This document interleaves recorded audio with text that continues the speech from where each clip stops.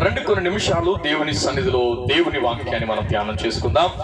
అందరు కూడా పరిశుద్ధ వేద గ్రంథాలు తెరిచి ఇర్మియా ప్రవచన గ్రంథం 29వ అధ్యాయం. అందరు కూడా పరిశుద్ధ గ్రంథాలు తెరిచి ఇర్మియా గ్రంథం 29వ అధ్యాయం. పరిశుద్ధ గ్రంథమైన బైబిల్లో నుండి ఇర్మియా గ్రంథం 29వ అధ్యాయము 10వ వాక్యాన్ని మనము చదువుకుందాం. యెహోవా ఈ ఆజ్ఞ ఇచ్చుచు ఉన్నాడు. బబులోను రాజ్యమునకు 70 సంవత్సరములు గతించిన తరువాత మిమ్మును గూర్చి నేను పలికిన శుభవార్త నెరవేర్చి ఈ స్థలమునకు మిమ్మును తిరిగి రప్పించినట్లు నేను మిమ్మును దర్శింతును. దేవుడు ఈ పరిశుద్ధ వాక్యాన్ని, వాగ్దానాన్ని పరిచర్య పట్ల చేరి వచ్చిన మనందరి పట్ల దేవుడు నెరవేర్చును గాక. దేవుడు ఏం చెప్తున్నాడు అంటే, యెహోవా ఆజ్ఞాపూర్వకంగా చెప్తున్నాడు, నేను మిమ్మును గూర్చి పలికిన శుభవార్త నెరవేర్చి నేను మిమ్మును దర్శించును. ఆమేనని చెప్పండి. దేవుడు మన గురించి ఏం పలికాడంటండి? కొంచెం అనండి అందరూ. దేవుడు మన గురించి ఏం పలికాడు? శుభమే పలికాడు, కానీ అశుభమైతే పలకడండి. హల్లెలూయా. దేవుడు మన ప్రతి పరిస్థితిలోనూ ఈ సంవత్సరం 2025లో దేవుడు మనం బ్రతికించాడు కాబట్టి శుభము కలుగును గాక. దేవుడు పలికిన శుభవార్త మనల్ని గురించి దేవుడు శుభం పలికాడంట. దేవుడు దానిని నెరవేర్చి మనల్ని దర్శిస్తాను అని చెప్పాడు. ఇది ఇంగ్లీష్ లో ఏమని ఉంటుందంటే, I will visit you and perform my good promises to you. ఇది రివర్స్ లో రాసి ఉంటుంది ఇంగ్లీష్ లో. అంటే అర్థం ఏంటంటే, నేను మిమ్మల్ని మొట్టమొదటిగా దర్శిస్తాను, తర్వాత మీకోసం నేను ఏదైతే వాగ్దానం మీరు తల్లి గర్భంలో ఉన్నప్పుడు నేను అనుకున్నానో అవన్నీ మీ జీవితంలో నెరవేర్చబోతున్నాను. అందరు గట్టిగా ఆమేనని చెప్పండి. దేవుడు ఒక వ్యక్తిని దర్శిస్తేనండి, దేవుడు ఆ వ్యక్తిని దర్శించిన తర్వాత మనము పుట్టక మునుపే, మనము పిండముగా ఉన్నప్పుడే మన కోసం ఈ భూమి మీద ఏ ఏ పరిస్థితులు ఉండాలని ప్రభు తలిచాడు అవన్నీ దేవుడు నెరవేర్చబోతున్నాడు. నిశ్చయముగా దేవుని వాక్కు అవునని చెప్పి కాదన్నట్టుగా అనాలి, కాదన్నట్టుగా పొరపాటును కూడా లేదండి. ఖచ్చితంగా దేవుడు నెరవేర్చబోతున్నాడు. ఇప్పుడు దేవుడు దర్శించాలి మొట్టమొదటిగా. అది ఏ వ్యక్తి అయినా దేవుని దర్శనం ఆ బిడ్డకి, ఆ వ్యక్తికి, ఆ కుటుంబానికి, ఆ ప్రాంతానికి దైవ దర్శనం కలగాలి. ఈ మాటలు మీరు చూడండి, ఐ విల్ విజిట్ యూ అని అంటే ఆయన ముందున్నట్ట లేనట్ట? అయ్య బాబు ఎంత సైలెంట్గా ఉన్నారంటండి. నేను విజిట్ చేస్తాను. ఇప్పుడు చూడండి, ఎమ్మెల్యే గారు మన ప్రాంతాన్ని విజిట్ చేస్తున్నారు అనుకోండి, ఎమ్మెల్యే గారు ముందుంటే వచ్చినట్లు లెక్క. అందుగురించి మనం ఆరాధించు యేసుక్రీస్తు మొన్నున్నవాడు, నిన్నున్నవాడు, రేపు లేనివాడు కాదు. ఆయన జగత్తు పునాదికి ముందే ఆయన ఉన్నవాడు. హల్లెలూయా. అందు గురించి దేవుని వాక్యం చెప్తుంది, ఆది యందే ఉన్నాడట ఆయన. ఎప్పుడున్నాడండి ఆయన? ఈ మధ్యలో వచ్చిన దేవుడు కాదు. అందరూ ఏమనుకుంటున్నారంటే, యేసుక్రీస్తు అని అంటే 2024 సంవత్సరాలకు మాత్రమే అని అనుకుంటున్నారు. కానీ దేవుడు ఏమంటున్నాడు, ఐ విల్ విజిట్ యూ, నేను మిమ్మల్ని దర్శిస్తాను అని అంటే, నేను ముందే ఉన్నాను. ఇప్పుడు నేను మీ జీవితంలో శుభం కలుగునట్లుగా మీ పరిస్థితుల్లో, మీ కుటుంబాల్లో, మీ వ్యాపారాల్లో నేను దర్శనం ఇవ్వబోతున్నాను అని చెబుతున్నాడు. హల్లెలూయా. దేవుడు ముందే ఉన్నాడు. ఇంకొకటి, ఆయన శుభవార్త పలికాడు. ఏం పలికాడండి? నరుడిని దేవుడు తయారు చేసిన తర్వాత దేవుడు ఏం పలికాడు? మీ ఏడుపు మీరు ఏడండి అన్నాడా? మీ బతుకేదో మీరు బతకండి అన్నాడా? దేవుడు ఏం పలికాడండి? ఆదికాండం 1:28లో దేవుని మాట ఏం చెప్తుంది? దేవుడు వారిని ఆశీర్వదించెను అనే మాట అక్కడ ఉంటది. దేవుడు వారిని ఏం చేశాడట? కొంచెం గట్టిగానండి. దేవుడు వారిని ఏం చేశాడట? God blesses the mankind. దేవుడు మానవ జాతిని ఆశీర్వదించాడు. అందుగురించి ఈ రోజు ఏదైనా కష్టం వచ్చినప్పుడు, ఇబ్బంది వచ్చినప్పుడు, ఇది నా కర్మ, నా తలరాత అని ఎవరు అనకూడదు. నా బతుకింటి ఇలాగైపోయిందని అనకూడదు. దేవుడు మానవ జాతిని ఏం చేశాడు? ఇప్పుడు ఈ ఆశీర్వదించిన ఈ ఆశీర్వచనం ఎంత మందిలో నెరవేరుతుంది? దేవుడు ఏమని ఆశీర్వదించాడు వారిని? ఎట్లనగా, మీరు ఫలించి, కొంచెం గట్టిగా, అభివృద్ధి పొంది విస్తరించి భూమిని నిండించి దానిని లోపరుచుకోండి అనే వాగ్దానం మన కొరకు చేసిన దేవుడు ఆయన. హల్లెలూయా. కాబట్టి మనిషిగా పుట్టామనంటే ఈ ఆశీర్వాదం ఖచ్చితంగా మనం అనుభవించి తీరాల్సిందే. ఆమె అనట్లేదండి, కొంచెం గట్టిగానండి. ఖచ్చితంగా ఈ వాగ్దానం మన జీవితంలో నెరవేరవలసిందే. మనము ఫలించుదుము గాక, అభివృద్ధి పొందుదుము గాక, విస్తరించుదుము గాక, భూమిని నిండించుదుము గాక, మనమన్నిటిని లోపరుచుకుని ఏలేడి అనుభవంలోనికి మనం వెళుదుము గాక. మనం ఏలాలి, మనం ఫలించాలి. ఈ శుభవార్త దేవుడు మన కోసం పలికాడు. అయితే ఇప్పుడు మానవ జాతిని మనం ఆలోచన చేస్తే ఫలించగలుగుతున్నారా? అభివృద్ధి పొందగలుగుతున్నారా? విస్తరించగలుగుతున్నారా? భూమిని నిండించగలుగుతున్నారా? ఏదో కొదువ. అందు గురించే ఇర్మియా ప్రవచనం ద్వారా యేసయ్య మనతో ఈ మధ్యాహ్నము పూట చెబుతున్న ఒక మాట, నేను మిమ్మును దర్శింతును. అందరు కొంచెం గట్టిగానండి, నేను మిమ్మును దర్శిస్తాను. ఆయన దర్శిస్తే ఏం కలుగుద్ది? మిమ్మును గూర్చి పలికిన, ఆనాడే పలికిన శుభవార్త మన జీవితంలో నెరవేరబోతుంది. అందరు చెప్తాం హల్లెలూయా. యేసయ్య మనకు శుభవార్తే పలుకుతాడు తప్ప ఇట్లారండి దానికి భిన్నమైన వార్త ఏది పలకడం. కాబట్టి ఈ రోజున మీరు ఏ పరిస్థితుల మధ్యలో ఈ మందిరంలో అడుగు పెట్టారో, నా దేవుని పేరట దైవజనుడిగా నేను మీ మీద ప్రకటిస్తున్నాను, నిశ్చయముగా నా దేవుని దర్శనం మీ కుటుంబాల్లో ఇది మొదలుకొని జరుగునుగాక. అందరూ చెప్తామండి ఆమె. చూడండి 65వ సంకీర్తనలో దేవుని మాట చెబుతుంది, 9వ వాక్యం. 65వ సంకీర్తనలో 9వ వాక్యం దేవుని లేఖనం మనతో చెబుతున్న మాట ఏంటి అంటే, నీవు భూమిని దర్శించి దానిని తడుపుచూ ఉన్నావు, దానికి మహదైశ్వర్యము కలగ చేయుచూ ఉన్నావు. దేవుని నది నీళ్లతో నిండి ఉన్నది. నీవు భూమిని అట్లు సిద్ధపరచిన తరువాత వారికి ధాన్యము దయచేయుచు ఉన్నావు. దేవునికి మహిమ కలుగునుగాక. అందరూ చెప్పండి హల్లెలూయా. అందరూ చెప్పండి హల్లెలూయా. దేవుడు భూమిని దర్శించాడట. ఈ కీర్తనలో మనం చదువుతున్నాం, దేవుడు భూమిని దర్శిస్తే దానికి దేవుడు ఏం కలగ చేశాడండి? మహదైశ్వర్యం. అందరూ చెప్పండి ఈ మాట. దేవుడు ఒక భూమిని దర్శిస్తే ఖచ్చితంగా దేవుడు దానికి మహదైశ్వర్యం కలగ చేస్తాడు. ఎప్పుడైతే భూమి దేవుని చేత దర్శించబడలేదో, అంటే దేవుడు దాన్ని జ్ఞాపకం చేసుకోలేదనుకోండి, ఒక భూమిని, అది బీడైపోతుంది. అది ఎన్ని ఎకరాల పొలమైనా, అది ఎంత పెద్ద భూమైన, దేవుని దర్శనం అనేది, దేవుని దర్శనం అంటే హోషేయ గ్రంథంలో ఉంది. ఆయన ఎలా దర్శిస్తాడు? ఆయన వర్షము వలె మన యొద్దకు వచ్చును అనే మాట మనం చదువుతాం. హల్లెలూయా. ఎలా వస్తాడటండి? వర్షము వలె ఆయన దర్శిస్తాడట భూమిని. ఎప్పుడైతే భూమిని ఆ వర్షం తడిపిందో, దానిలో నుండి ఒక క్రొత్త చిగురు, ఒక క్రొత్త ఇట్లాంటి విత్తనాలు ఫలించడి అనుభవం, ఒక శ్రేష్టమైన ఫల రసాలు దానిలో నుండి ఉబికి ఫలించినట్లుగా, మట్టిగా ఉన్నంత కాలం దాని వల్ల ఎవరికి ఉపయోగం. అందుగురించే దేవుని దర్శనం అనేది ఒక వ్యక్తికి గనక జరగకపోతే, ఒక వ్యక్తిని గనక ప్రభు దర్శించకపోతే, ఒక వ్యక్తికి దైవ దర్శనం కలగకపోతే, మళ్ళా చెప్తున్నానండి, ఈ మాట వింటున్నప్పుడు మన మనసులోకి ఒక మాట వస్తుంది, దేవుడే ఎందుకు దర్శించాలి, మనం దర్శించలేమా? ఈ మాట ఒకసారి ఆలోచించండి. దేవుడే ఎందుకు దర్శించాలండి మనల్ని? ఆయన అంటాడు, నేను మిమ్మల్ని దర్శిస్తానన్నాడు కదా. ఆయనే ఎందుకు దర్శించాలి? మనం దర్శించలేమండి దేవుణ్ణి. ఈ లోకంలో చాలా మంది దేవుని దర్శించాలనే ఆశ కదండి మనిషిని భక్తులనికి నడిపించేది. ఇప్పుడు దేవుడే ఎందుకు దర్శించాలి? మానవుడు దేవుని దర్శించాలని చేసిన ప్రయత్నాల్లో చూడండి, అనంతుడైన దేవుడు, ఉన్నతుడైన దేవుణ్ణి దర్శించాలి అని ఈ మనిషి ఎన్ని ప్రయత్నాలు చేసినా దర్శించగలుగుతాడా? దర్శించగలుగుతాడా? ఆయన చాలా గొప్పోడు కదా, అనంతుడు కదా. అందుగురించే ఒక మట్టి మనిషి ఆ మహిమలో ఉన్న దేవుణ్ణి చేరుకోవడం అసాధ్యం అండి. అందుగురించి మనిషి దేవుణ్ణి కలుసుకోవాలనే ప్రయత్నంలో ఎన్నో రకాలైన మార్గాల గుండా నడిపించబడ్డాడు. కానీ మనిషి ఇక దేవుణ్ణి కలుసుకోలేక, ఇక మన జీవితంలో దేవుణ్ణి కలుసుకోలేమని, దేవుడే దిగి రావాలని కనిపెడుతున్న రోజుల్లో యేసుక్రీస్తు ఆ భయంకరమైన చీకటిని ఛేదించుకుంటూ ఈ లోకంలోనికి నరవతారిగా దిగి వచ్చాడు. గట్టిగా చప్పడకూడదు, ప్రభుని మహిమపడదా?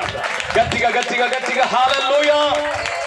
దేవుడు, మనిషి దేవుని దర్శించుకోలేడు కాబట్టి మనిషిని దర్శించడానికి దిగి వచ్చాడు. ఆ దిగి వచ్చిన దేవుని పేరే యేసుక్రీస్తు. హల్లెలూయా. ఆయన ఇప్పుడు ఈ భూమిని దర్శించాడు. నల్లగా ఉన్నా ఎర్రగా ఉన్నా మట్టి మట్టే కదండి. మాట అట్లేదు ఎటు వేరు. ఎర్రగుంటే ఎర్రమట్టి, ఏడీడు నల్లగుంటే నల్లమట్టి, అంతే కదండి. ఎంత ఎర్రగున్నా సరైన వర్షం పడితే ఆ మట్టి అంత ఏమవుద్ది? మాట్లాడాలి మీరు, మాట్లాడరేంటి? ఎంత రేగడి మట్టి అయినా నేను చాలా గట్టిగా ఉంటాను, వచ్చిన కాలంతా నేను గీస్తానన్నది అయినా వర్షం తరిపితే దాన్ని ఏమైందండి? కరిగిపోద్ది. అందు గురించే యేసు ప్రభు ఈ లోకంలోనికి వచ్చి చేసింది ఏంటో తెలుసండి? ఆయన ఏదో మార్చడానికి రాలేదు. మనిషిలో ఉన్న ఆ భయంకరమైన ఆ తత్వాన్ని మార్చి మనిషిని మనిషిగా సమాజంలో నిలపడానికి దిగి వచ్చిన గొప్ప దేవుడు యేసుక్రీస్తు. గట్టిగా హల్లెలూయా అని చెబుదా. హల్లెలూయా. ఈ మట్టి మనిషిని దేవుడు దర్శిస్తే ఆ మట్టి మనిషి మహదైశ్వర్యాన్ని కలిగి అనేక మందికి దీవెనకరంగా మార్చబడతాడు. హల్లెలూయా.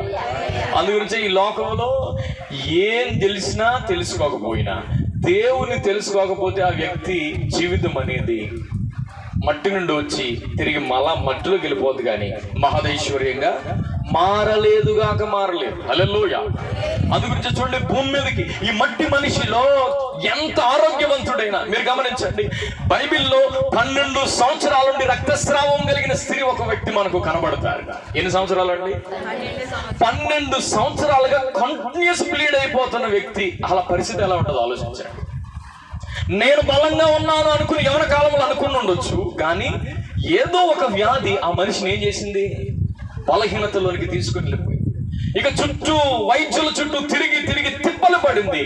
కానీ ఒకరోజు ఆమెకు అర్థమైంది, మా ఊరికి కూడా యేసు ప్రభు వచ్చాడు. గట్టిగా హల్లెలూయా చెప్పండి. 12 సంవత్సరాలు కంటిన్యూస్ గా బ్లీడ్ అయిపోతున్న ఈ మనిషి ఓపుకుంటుందండి? అసలు శక్తి ఉంటుందా? కానీ ఆవిడ యేసును దర్శించాలని బయలుదేరి పాక్కుంటా వచ్చిందో దేక్కుంటా వచ్చిందో ఓపిక లేని ఆ మనిషి మొత్తం మీద యేసు ప్రభు దర్శనాన్ని పొందింది. గట్టిగా హల్లెలూయా అని చెప్పండి. అక్కడ రాయబడిన మాట, వెంటనే ఆమె రక్తధార కట్టబడెను. గట్టిగా చెప్పకూడదు, ప్రభుని మహిమపడతాం.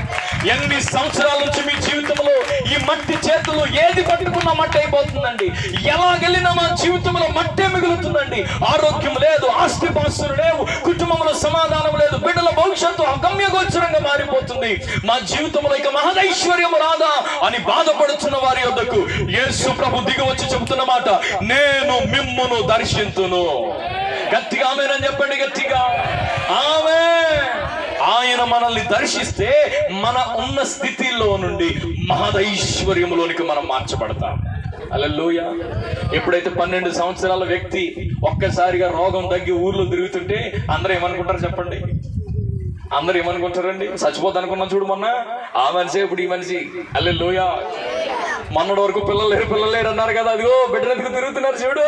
ఎవరెల్లో దేవుని దర్శనం ఒక వ్యక్తికి కలిగితే ఈ మట్టిలో నుండి మహదైశ్వర్యం దేవుడు తీసుకొస్తాడు. కానీ లోకం ఏం చెప్పుద్దంటే కోటి విద్యలు. ఎవరు మాట్లాడలేదు ఏంటండి? కోటి విద్యలు. రే, కష్టపడటం నేర్చుకోవాలి ముందు, దేవుడు ఉంటే తర్వాత.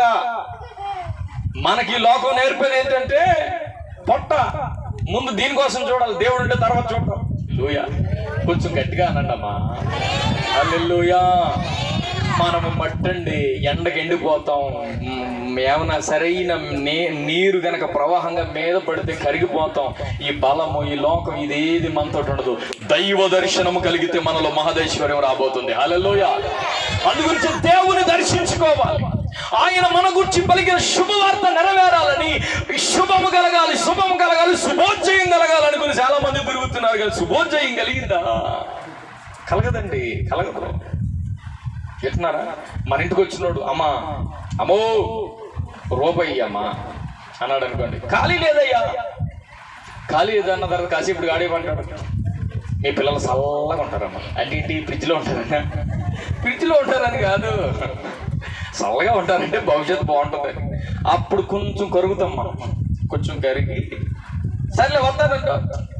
వచ్చిన తర్వాత ఆడింకో మాట చెప్తాడు, మీకు మంచి కోడలు వస్తుందమ్మా, మీరు మంచి ఇల్లు కట్టుకుంటారమ్మా, అప్పుడు ఆడు మొత్తం సలబరి చేసిన తర్వాత హల్లెలూయా చెప్పరే హల్లెలూయా.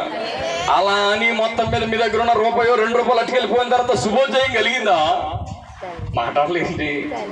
ఆడు శుభోదయం అని అంటే శుభోదయం కలిగిపోతే ఈ లోకంలో దేవుడు అవసరం ఏముంటుందండి మనకి? హల్లెలూయా.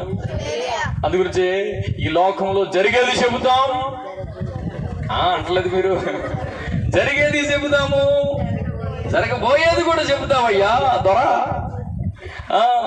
మీకోసమే వచ్చాము. ఎంత ఎండను పడని సిలక నోటు వేసుకున్నాడు, ఎమండు టెండలో తిరుగుతున్నాడు పాపం. ఎవడో జరగబోయేది చెప్పేవాడు, జరిగేది చెప్పేవాడు మండు టెండలో తిరుగుతున్నాడు.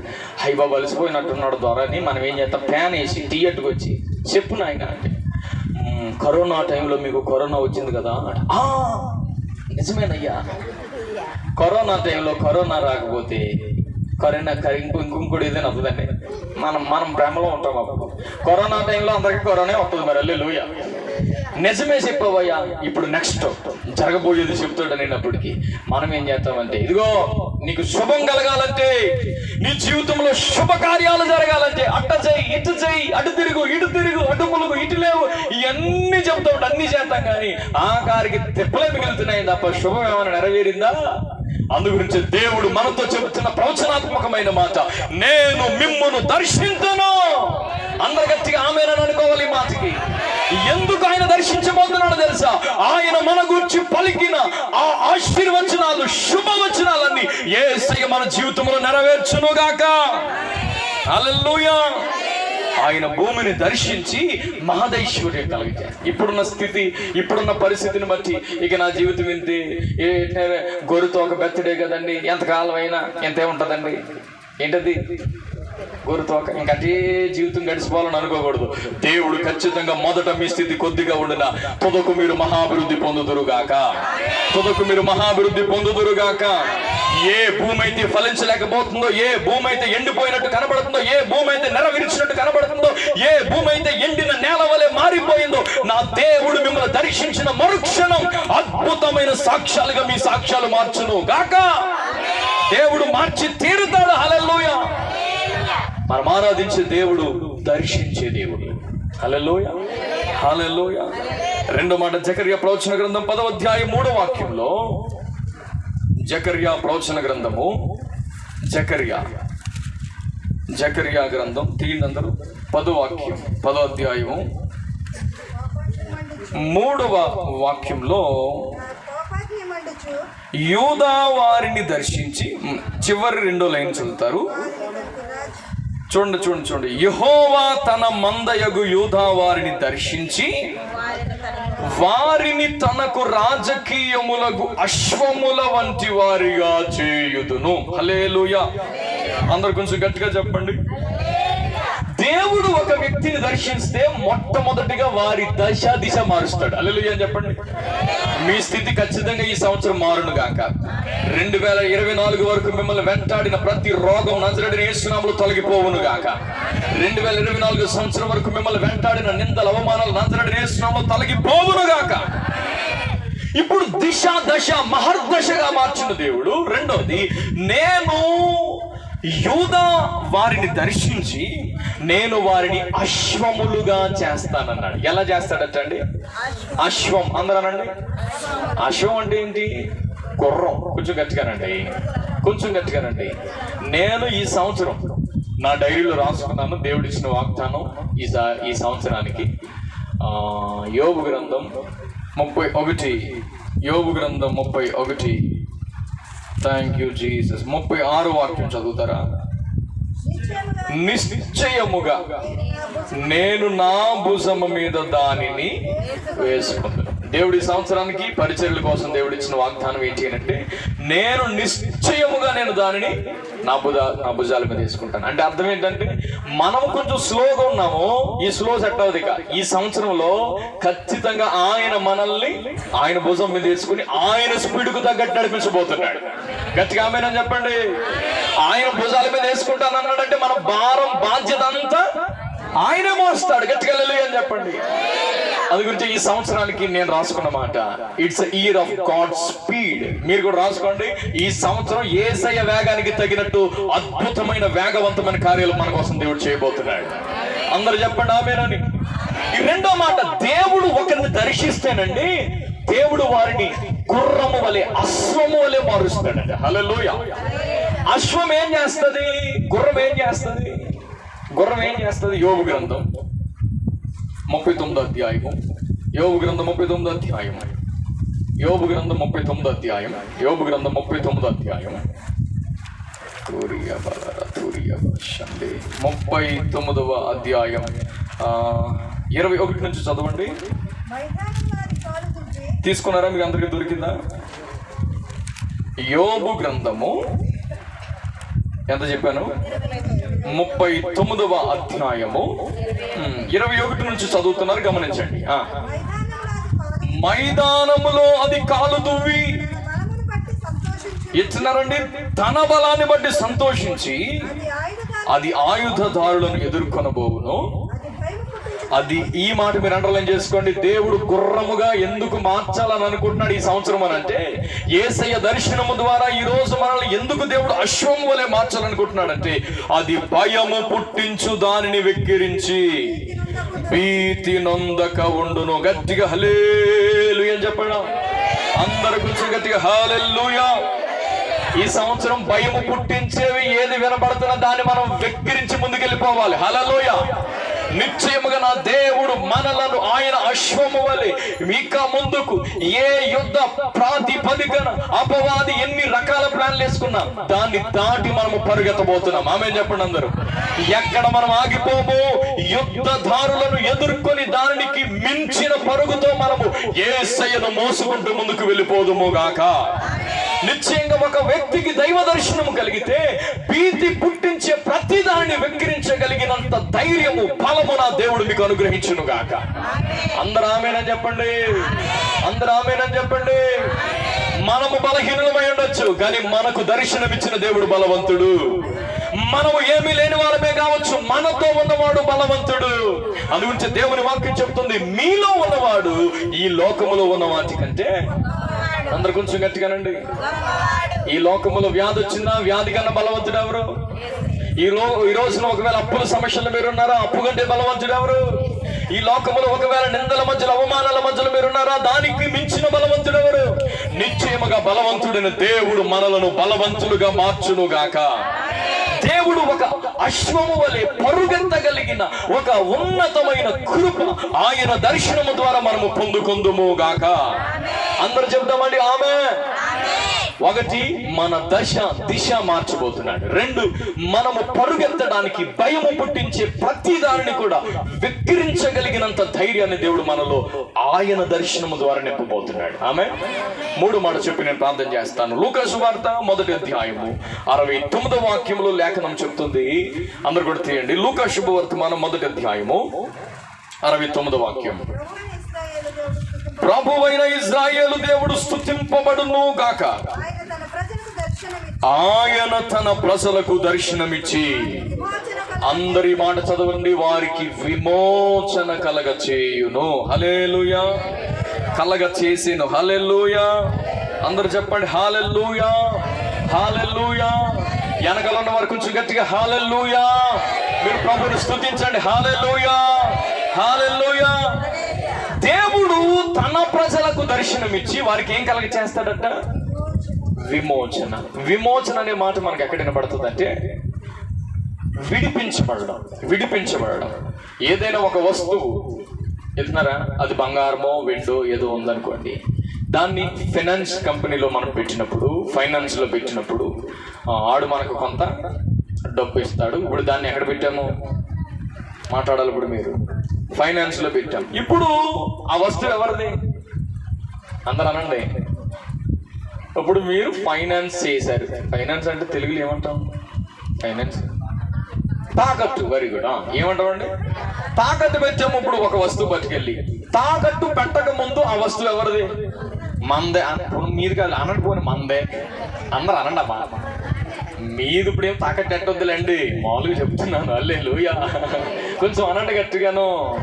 తాకట్టు పెట్టక ముందు ఆ వస్తువు ఎవరిది? మందే. తాకట్టు పెట్టిన తర్వాత అలా ఊరుకుంటారు మీరు. అలాగంటే తాకట్టు పెట్టిన తర్వాత కూడా మందే, కాకపోతే మన దగ్గర ఉండదు అంతే. అంతే కదండి. చెప్పుకోవడానికి బ్యాంకులో ఉన్నాయండి మా వస్తువులు. ఎవరి వస్తువులు? మా వస్తువులు. ఎక్కడున్నాయి? కానీ వాడుకోవడానికి వేసుకోవటానికి ఉన్నాయా? పిన్నే పెళ్ళికి వెళ్తున్నాను, పిన్నే మా అక్కడ బళ్ళు చదువుకోవటానికి. ఇప్పుడు ఏం చేయాలి మరి? ఇప్పుడు పట్టు రావాలి. ఇప్పుడు అవుద్దా? పట్టుకొద్దామని నీకు ఉంది, పట్టుకొచ్చి వాడుకోవాలని నీకు ఉంది, కానీ అడుగుతాడా? ఎందుకంటే వాడేసుకున్నాగా. ఇప్పుడు కూడా విమోచన అనే మాట ఏంటో తెలుసండి? శుభవార్త అనేది మంది. మీరు ఫలించండి అనే మాట మంది. అభివృద్ధి పొందండి అనే మాట మంది. విస్తరించండి అనే మాట మంది. భూమిని నిండించండి అనే మాట మంది. మీరు ఏలుబడి చేయండి అనే మాట మంది. కానీ ఈరోజు చేయలేకపోతున్న కారణం మనం బతుకులు తాకట్టు పెట్టేశాం. ఇప్పుడు యేసు ప్రభువు గనక నిన్ను దర్శిస్తే, హల్లెలూయా చెప్పండి అందరూ. యేసయ్య తన ప్రజలకు దర్శనమిస్తే ఏదైతే నీది అని అనుకుంటున్నావు కానీ అది నీ దగ్గరికి రావట్లేదు. ఇది మొదలుకొని ఆ ఆశీర్వచనాలన్నీ నా దేవుడు మీ సొంతం చెయ్యునుగాక. ఆ ఆశీర్వచనాలన్నీ నా దేవుడు మీకు సొంతం చెయ్యునుగాక. ఆయన చేసే గొప్ప విషయం ఏంటి అని అంటే విమోచిస్తాడు. అందరూ అనండి మాట. అయ్యా, తాగుడు వలన ఆరోగ్యం పాడైపోతుందని నాకు తెలుసు, కానీ నేను విడిపించబడలేకపోతున్నాను. సినిమా చూస్తే తప్పని నాకు తెలుసు, కానీ నేను మాట్లాడను కొంచెం విడిపించబడలేకపోతున్నాను. లేకపోతే ఇది తప్పు అని నాకు తెలుసు, కానీ నేను దాంట్లోంచి బయటికి. యేసు ప్రభు భూమి మీదకి వచ్చింది ఎందుకో తెలుసా అండి? మన వ్యసనాలు, మన బలహీనతలు, మన రోగాలు సమస్తము ఆయన తన సిలువలో వెల చెల్లించేశాడు. గట్టిగా చెప్పకూడదా? ఎవరైతే యేసయ్య దర్శనానికి వచ్చారో ఆ వెల ఆల్రెడీ చెల్లించబడింది. కాబట్టి ఇక మీదట నువ్వు విమోచించబడిన వ్యక్తివై అద్భుతమైన కార్యాలు నీ జీవితంలో నెరవేరునుగాక. అద్భుతమైన జీవితం నీవు అనుభవించుదువుగాక. రాగాలలో ఉండడం దేవుని చిత్తం కాదు, అప్పులలో ఉండడం దేవుని చిత్తం కాదు, బలహీనతల్లో ఉండడం దేవుని చిత్తం కాదు, విడిపించబడలేని స్థితిలో ఉండడం అసలు దేవుని చిత్తము కాదు. ఎందుకనంటే యేసు ప్రభు ఆల్రెడీ 2024 సంవత్సరాల క్రితమే భూమి మీదకి దిగి వచ్చి మన కొరకైన ఆ విమోచన క్రయధనము తన ప్రాణాన్ని పెట్టి నిన్ను విమోచించాడు. హల్లెలూయా. ఇప్పుడు ఆయన విమోచించాడు కాబట్టి ఇంకా నేను పాపినే, ఇంకా నాకు రోగమే, ఇంకా నాకు బలహీన అనకూడదు. ఇక ఎప్పుడైతే యేసయ్య అనే మాట మీ కుటుంబాల్లో మీరు పలకడం ప్రారంభిస్తారో, యేసు అను నామం పలికిన ప్రతి చోట నిర్గమ 20లో రాసిన ప్రకారంగా నా దేవుడు మీ కుటుంబాల్లోనికి కూడా వచ్చి మిమ్మల్ని ఆశీర్వదించును గాక. మీ వ్యాపారాల్లోనికి నా దేవుని హస్తం వచ్చి మిమ్మల్ని దీవించును గాక. ఎక్కడైతే లాస్ అయిపోయామని అనుకుంటున్నారో అక్కడే నా దేవుడు ఒక నూతనమైన మహర్దశ మీకు కలగ చేయును గాక. హల్లెలూయా. అందరూ అంటున్నారండి అంటారు మరి. కానీ దేవుడు గనక ఒక వ్యక్తికి దర్శనమిస్తే ఖచ్చితంగా మిమ్మల్ని గూర్చి, మరలా చెప్తున్నారండి, దేవుడు ఎప్పుడు ఒక వ్యక్తి గూర్చి శుభవార్తే పలుకుతాడు. ఆమేన్ చెప్పండి. ఈ శుభవార్తలన్నీ ఈ సంవత్సరం నెరవేరబోతున్నాయి. హల్లెలూయా. దేవుడు తన ప్రజలకు దర్శనమిస్తే మహర్దశ కలిగి చేస్తాడు. 2, దేవుడు తన ప్రజలకు దర్శనమిస్తే భయము పుట్టించే దానిని వెక్కిరించగలిగిన ధైర్యం ఇస్తాడు. హల్లెలూయా. ఒక అశ్వము వలె మనం పరుగుతుతాం. హల్లెలూయా. 3వది, ఎక్కడైతే మన వల్ల జరగట్లేదు, మళ్ళీ చెప్తున్నానండి, నీ చేతుల వల్ల జరుగుద్దా, నీ జ్ఞానం వల్ల జరుగుద్దా, ఇట్లారండి, ఏదైతే ఇక అవ్వదండి అని మారు మాట లేకోకుండా ఇక మేమంతే, మా చేతులు ఏం లేదు, మాదంతే, మీకు మా బ్రతికితే మేము ఇంతే అని అనొద్దండి దయచేసి. యేసయ్య దర్శనానికి రండి. నా దేవుడు యేసు అనే మాట పలికే ప్రతి చోటకి వచ్చి నా దేవుడు మిమ్మల్ని ఆశీర్వదించి, మీ కుటుంబాలను దీవించి, మీ వ్యాపారాలను దీవించి, మీరు అడుగుపెట్టిన ప్రతి స్థలంలో ఒక ఉన్నతమైన ఆశీర్వాదం మీరు పొందుదురుగాక. అందరు కొంచెం గట్టిగా ఆమేన్. ఉన్న పాటున ఎక్కడున్న వారు అక్కడ తల వంచుదాం. ఈ మాట పెట్టుకుని ఏ పరిస్థితుల మధ్యలో వచ్చారో, మీ గుండెలో ఉన్న వ్యాధి ఏంటో నాకు తెలియదు, కానీ దైవజనుడిగా దేవుడు చెప్పమన్న ప్రతి మాట మీకు వివరిస్తూ వచ్చాను. ఈరోజు ఈ సమయంలో మీరు రావడం చాలా మంచిది. ఏ విషయంలో మీకు ఇంకా మహర్దశ కలగలేదో, ఎండిన నేల వలె మారిపోయిందా, ఫలం ఏది కనబడట్లేదా, అసలు దేవుడు మిమ్మల్ని గురించి పలికిందే శుభవార్త అండి. అసలు అసలు దేవుడు పలికిందే శుభవార్త. దేవుడు నరులను భూమి మీద కలగజేసిన తర్వాత, దేవుడు నరులను కలగజేసిన తర్వాత మీరు ఫలించండి అనే మాట దేవుడు మీకోసమే పలికాడు. ఏ విషయంలో మీరు ఫలించలేకపోతున్నారు? అందరు కూడా నోరు తెరుద్దామా? ఒక్క నిమిషం నోరు తెరుద్దామండి. ఒక్కసారి నోరు తెరిచి యేసయ్య అని పిలవండి, యేసయ్య అని పిలవండి. మీ జీవితంలో ఏ సమస్యల మధ్యలో మీరు కొట్టుమిట్టాడుతున్నారు, నా ప్రభు మీతో చెప్పమంటున్న మాట, మిమ్మును గూర్చిన శుభవార్త నెరవేర్చి నేను మిమ్మల్ని దర్శించబోతున్నాను. మిమ్మును గూర్చిన శుభవార్త నెరవేర్చి నేను మిమ్మల్ని దర్శించబోతున్నాను. ఎన్నిసార్లు నిందలు పడ్డారు, అయ్యా నా జీవితం ఎండిపోయింది, అయ్యా నా జీవితం పగిలిపోయింది, అయ్యా నా జీవితంలో ఎక్కడ నూతన చిగురు కనబడట్లేదయ్యా అని మీరు బాధపడుతున్నారా? ఒక నూతనమైన కార్యం దేవుడు మీ జీవితంలో చేయాలని కోరుకుంటున్నాడు. అందరు నోరు తెరిచి హల్లెలూయా హల్లెలూయా బిడ్డలారా ప్రార్థించండి. ఈ మొదటి ఆరాధన దేవుడు మనకు ఆశీర్వాదకరంగా మలిచినందుకై కన్నీళ్ళ మధ్యలో కాపురాలు చేస్తున్నారా? అయ్యా మా పరిస్థితి మారేది ఎప్పుడు? మా జీవితంలో మేము మహర్దశ చూసేది ఎప్పుడు? దేవుడు భూమిని దర్శించి దాని మహదైశ్వర్యాన్ని కలగజేశాడట. Holy Spirit, you move, Lord. You do wonders, Lord, today. యేసయ్యా ఇది నీ సమయం. అందరూ కూడా ఇది దేవుని సమయం అండి. మీరు ఊరికనే రాలేదు, ప్రభు మిమ్మల్ని తీసుకుని వచ్చాడు. హల్లెలూయా హల్లెలూయా. ఆయన మిమ్మును గూర్చిన శుభవార్త నెరవేర్చి ఆయన మీ జీవితంలో మహర్దశను కలగ చేయాలని కోరుకుంటున్నాడు. ఆయన మీ జీవితంలో మహర్దశను కలగ చేసిన దేవుడు ఇక భయం అనేది లేకుండా భయాన్ని వెక్కిరించగలిగిన ధైర్యాన్ని నీకు ఇవ్వబోతున్నాడు దేవుడు. హల్లెలూయా హల్లెలూయా హల్లెలూయా హల్లెలూయా. అందరూ కూడా ప్రార్థన చేయండి. ఒక నిమిషం. మనం ఇక్కడి నుంచి వెళ్ళిపోయే ముందు ఖచ్చితంగా నిన్ను గూర్చి దేవుడు ఏం పలికాడో అది పట్టుకుని వెళ్ళండి. యేసు ప్రభు మీరు పుట్టక ముందే మీకోసం ఏం పలికాడో అది పట్టుకుని వెళ్ళండి. Hallelujah, hallelujah. Our God is a God of wonders. ఆయన అద్భుతాలు చేయగలిగిన దేవుడు, ఆశ్చర్య కార్యాలు చేయగలిగిన దేవుడు. ఇంకా ఒకవేళ ఏ అద్భుతం జరగలేదని మీరు బాధపడుతున్నారా? యేసయ్యా యేసయ్యా యేసయ్యా పిలవండి. కృప కలుగును గాక. మీరు ఫలించాలండి. ఈ సంవత్సరం మీరు ఫలించబోతున్నారు. నేను నమ్ముతున్నాను. ఐ బిలీవ్ నేను నమ్ముతున్నాను. ఖచ్చితంగా ఈ మాట ఊరికనే దేవుడు నీకు చెప్పలేదు. హల్లెలూయా. మీరు ఫలించాలి, అభివృద్ధి పొందాలి, విస్తరించాలి. రాబోయే దినాల్లో మీరు అనేక మందిని దీవెనకరముగా అబ్రహాము కొరకు పలికిన ప్రతి వాగ్దానం అబ్రహాము కోసం మాత్రమే కాదు, అది మనం అనుభవించాలి. హల్లెలూయా. కృప కలుగును గాక. పరిశుద్ధుడైన తండ్రి, ప్రేమాస్వరూపి, నిత్యాశ్రయదుర్గమైన యేసయ్యా, నీ ఉన్నతమైన శ్రేష్ఠ నామానికి వందనాలు. ఇదిగో నేను ఆదివారం ఈ 2వ ఆరాధనలో అద్భుతమైన నీ సన్నిధి మాతో ఉంచారు. ఇదిగో నేను ఊహించిన విధంగా ఈ స్థలాన్ని మీరు నైనా మా కొరకు అనుకూలపరిచారు ప్రభు. ఈ రోజు నీ సన్నిధిలో అడుగుపెట్టిన ఒక్కొక్కరిని పేరును మీరు దీవించండి. ఏ విషయంలో అయితేనైనా వారి మహర్దశ కలగలేదని, ఇకనైనా ఏ స్థితిలో ఉన్నామో అదే స్థితిలో సంవత్సరాల తరబడి వెళ్ళిపోతున్న జీవితాలను బాధపడుతున్నారు. నజరుడైన యేసు నామములో వారి మీద ఉన్న శాపపు కాడి యేసు నామములో విరగొట్టబడును గాక. నజరుడైన యేసు నామములో వారి ఆశీర్వాదానికి అడ్డు తగులుతున్న ప్రతి చీకటి దురాత్మల ప్రభావం నజరుడైన యేసు నామములో తొలగి పవనగా తీస్తున్నాయి.